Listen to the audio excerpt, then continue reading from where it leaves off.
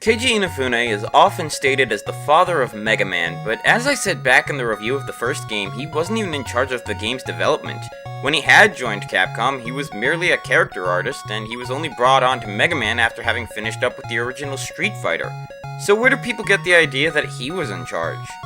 Well, that's because after Mega Man 2, he actually was in charge of the games. Sort of. When Mega Man 3 began development, the previous director, Akira Kitamura, had quit his job at Capcom, and according to Inafune, the new person they put in charge didn't know anything about what had made Mega Man 2 so successful. Partway through the game's development, Inafune was forced to take over the leadership role, despite having only been with the company for 4 years at the time.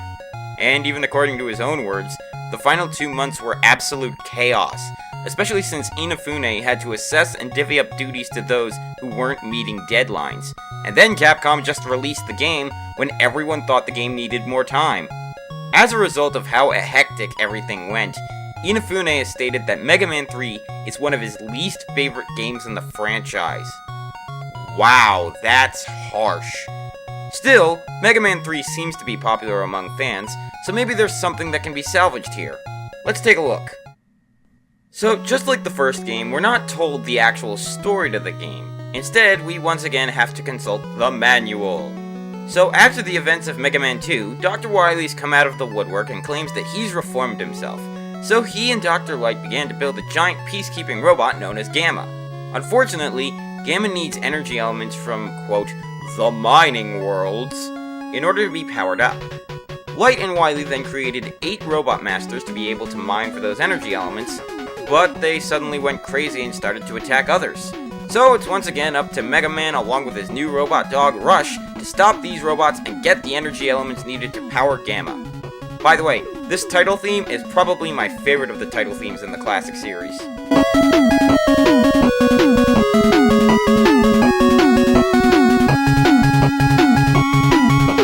We once again have 8 new robot masters to have to deal with, and the first one that I tend to go after is Top Man.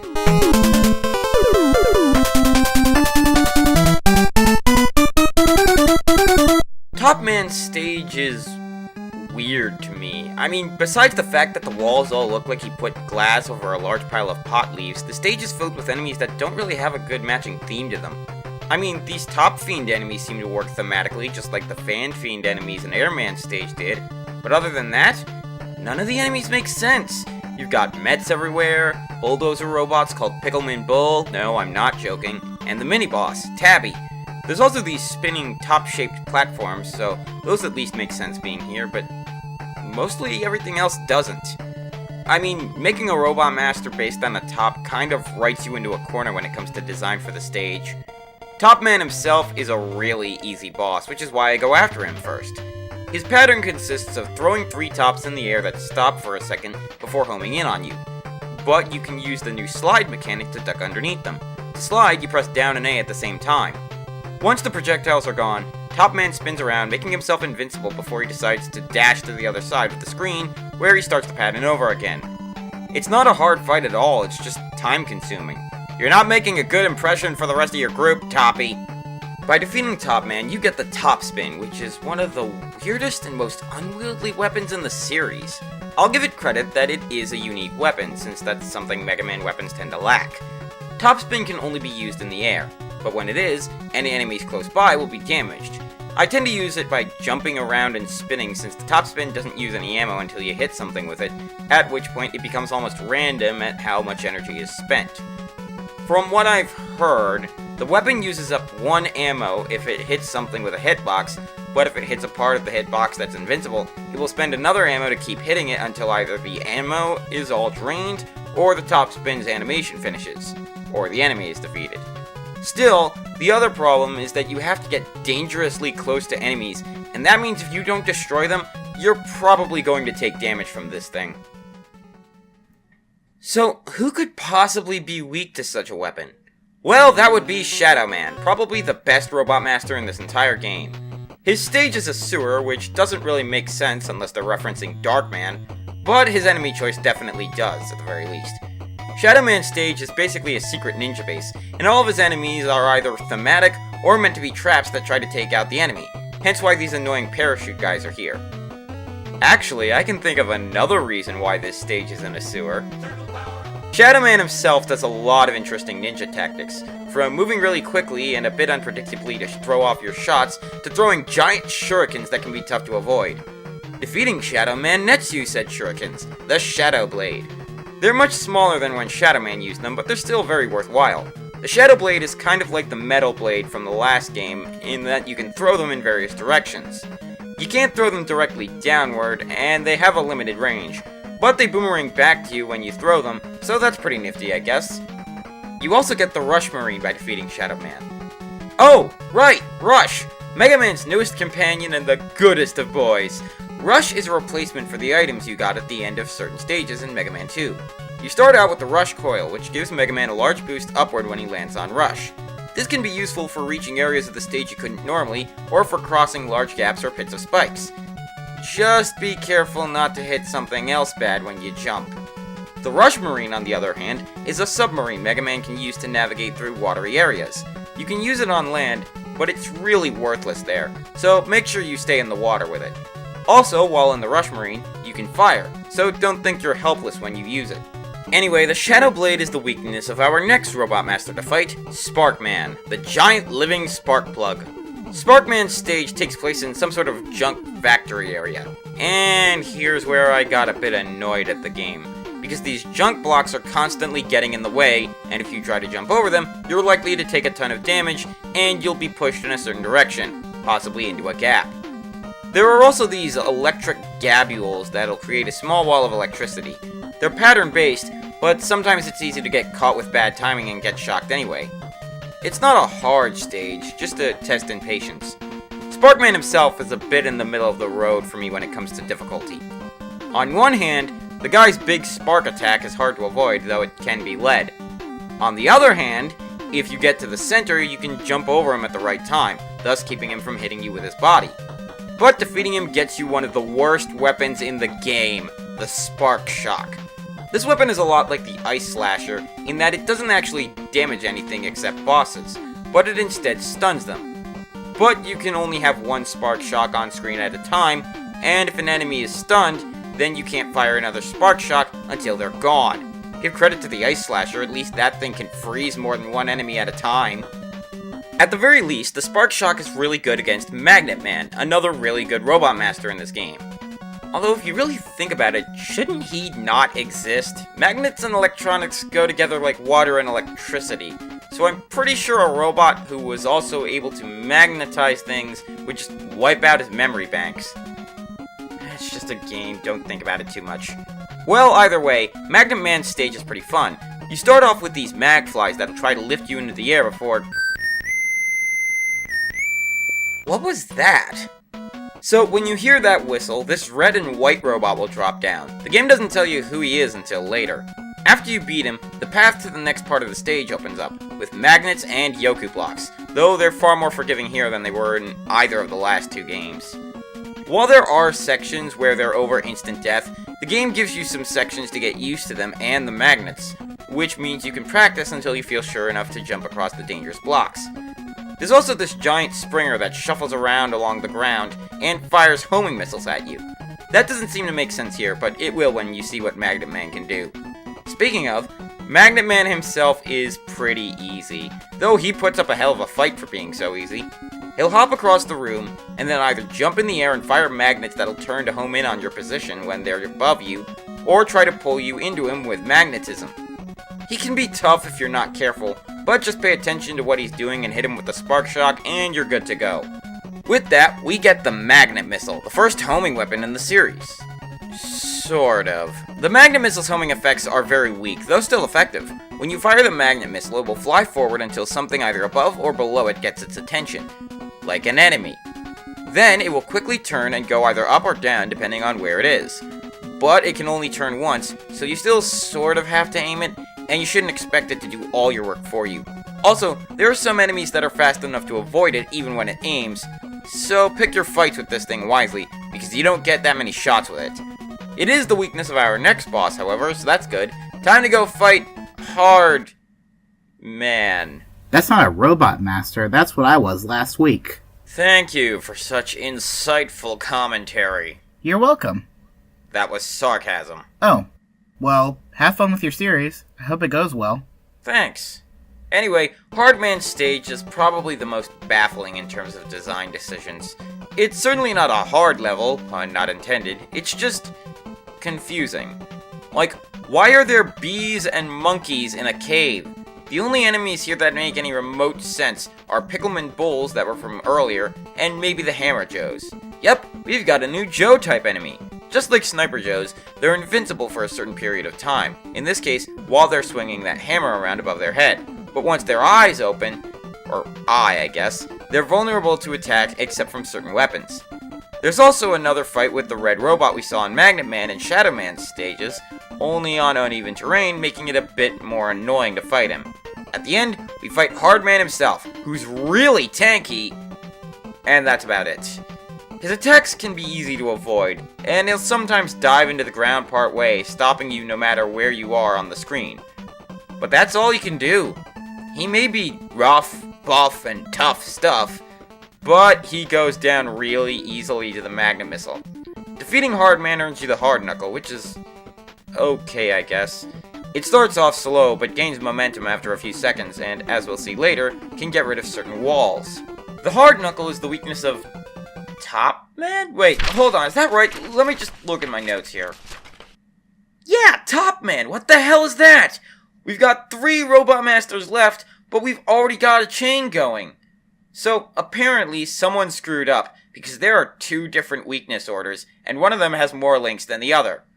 But why would they do that? It doesn't make any sense to me! Well, alright then. To start the second chain, let's go with Snake Man. There, I made a Metal Gear reference. Happy? Anyway, Snake Man's stage is pretty cool, what with the snake scale pattern all over the walls and floor. There are also these snake turrets called Petite Snakies and this giant snake mini-boss called Big Snakey. So credit to the designers for making snake enemies for him. Snake Man himself has a lot of similarities in this boss fight that Spark Man had. Get to the center and jump over Snake Man's attacks and his head, and you're good to go. Beating Snake Man earns you the Search Snake, which is like the bubble lead from the last game, only smaller, and it can climb up walls. Not the ceiling though, because that would possibly be broken. Snake Man's weapon is really helpful against Gemini Man, who immediately gains points for referencing mythology. Unfortunately, that's all I can really give Gemini Man props for, because everything else is pretty bad. I mean, I think I get why the top part of his stage has crystals and why he has water in his stage, since those are both very reflective, so it looks like you have a twin, just like Gemini themselves, even though it doesn't reflect in the actual game's graphics. The problem is that everything else in his stage makes no sense thematically. Why are there penguins everywhere? Why are these tadpole and dragonfly enemies here? Why does that red and white robot from before show up only to not fight you and destroy the giant machine that's blocking the way? And why is there even a giant machine blocking the way anyway? You can use the Rush Marine to go across the water and the game will give you weapon energy to get across if you do so. You can also find an E-Tank here, which reminds me, not only do you no longer lose all your E-Tanks if you get a game over, but you can also carry up to 9 of them, so that's something at least. Of course, I try to save E-Tanks until I absolutely need them, that way it doesn't make it too easy. Gemini Man himself is an annoyance. He starts off his fight by creating a duplicate of himself. Every time you fire your weapon, the 2 will stop and the one on the ground will fire back towards you, but the 2 of them share the same health bar, somehow, so you can hit both to get through this fight without a problem. That is, until you get them down to half health. At that point, the one you last hit will disappear, leaving only the other one, who will begin running around, jumping randomly, and firing a slow, long laser that lasts for a long time. Defeating him gets you this laser, the Gemini laser. This thing is so slow that I never really feel like it's worth using except against some bosses. Also, why is it called the Gemini laser if its only connection is being gained from Gemini Man? Like, at least let us fire 2 of them at once, or have more than 1 on screen at a time. Yeah, that's the other thing. Not only is the laser small, but you can only have 1 on screen at a time, and since it bounces off walls, you'll be dealing with that fact for a while. It's just a pain to use. Just use something different. Finally, we come to Needleman. Needleman's stage is actually somewhat easy. The stage does give you some surprise attacks from enemies, but it's still a stage you can get through pretty easily. Oddly, there are no instant death traps, which is weird for a Robot Master with spikes on his head. There's these needle press things that look like they'd kill you in one shot, but they don't. That's just weird. Well, I'm okay with it anyway. The biggest problem comes from Needleman himself, who likes to move around a lot and has a small but effective projectile attack.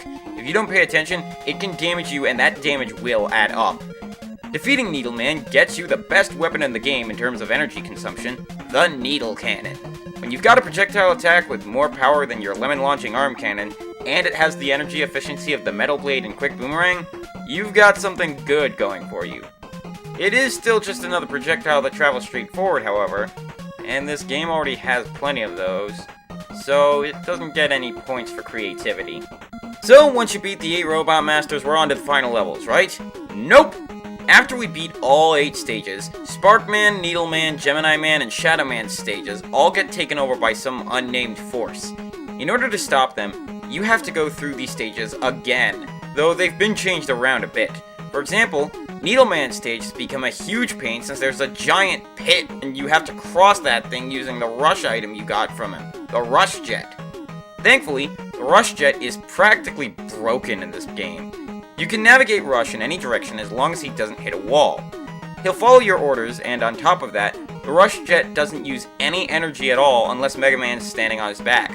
So ride on him and jump repeatedly and you'll spend very little energy. And keep in mind, this is not a glitch. This was intentionally programmed to work like this. Halfway through a stage, and at the end of it, you'll come across these skeletal robots. These are Doc robots, and they will actually take the AI of one of the robots from Mega Man 2, and fight you with it. You can't get the Mega Man 2 weapons from them, but it does give you some more bosses to fight. One thing I should say is that Doc Robot's name is a weird mistranslation. See, in Japan, the name of Doc Robot is a portmanteau of 2 Japanese words that basically translated him as Skull Robot. Just thought I'd bring up that little bit of trivia, and once again thank Rome Mithril for pointing this out. Yay, another excuse for me to shout out my favorite Let's Player here on YouTube. Anyway, once we defeat the Doc robots, are we done yet? Nope! Now we have to fight that red robot we saw earlier, Breakman. We fight him one last time, and then we're given a cutscene where Light says Dr. Wily betrayed us. Oh no, Dr. Wily was evil after all? What a surprise. You can tell I'm surprised given by my tone of voice. Anyway, time to go after Wily's new fortress. Honestly, the Wily stages in Mega Man 3 aren't very memorable, save for their music and bosses. Interestingly, all the Wily stage bosses are references to the Wily bosses from the first game, right down to them having their own fight music be different from the music when fighting a Robot Master. The first boss, Kamegoro Maker, is a reference to CWU-01P, what with the constantly spawning enemies you have to destroy one at a time, and the fact that they get faster every time. The second boss is literally named Yellow Devil Mark II, though it's slightly less annoying than the original, since half the time it'll go across the screen faster, and you'll always get more than one chance to hit its only vulnerable spot. The third boss pits you against 3 copy robots, this time known as the holographic Mega Men. Though they'll only fire the arm cannon, even though they'll copy whatever colors you have, and only one will be vulnerable to attacks. Though it might be different after every teleport. Most of the time it is, but sometimes it's the same one. Stage 4 once again brings you to a teleporter room where you can fight the Robot Masters again. Oh, and remember how Metal Man in the last game was vulnerable to his own weapon? Well, now all the Robot Masters have their own weapons as their weaknesses. After you get through all of them, you're teleported to Stage 5 to battle against Wily Machine number 3. Wily Machine 3's first form's weak point is the cannon that is very obscenely placed below its main body, while the second form is the dome where Wily's head is, which you can hit with the hard knuckle. So that means you can give Wily a well-deserved long-range punch to the face. But just like last time, after you defeat Dr. Wily, you're teleported to a 6th stage. Here, you fight the giant robot known as Gamma, who is really easy. Phase 1 gives him a large head that's vulnerable to Shadow Blade or Hard Knuckle. But once you get Gamma down to half health, Wily takes control and the weakness changes to, of all things, the top spin. Well, whatever. Hit Wily with the top spin and you beat him.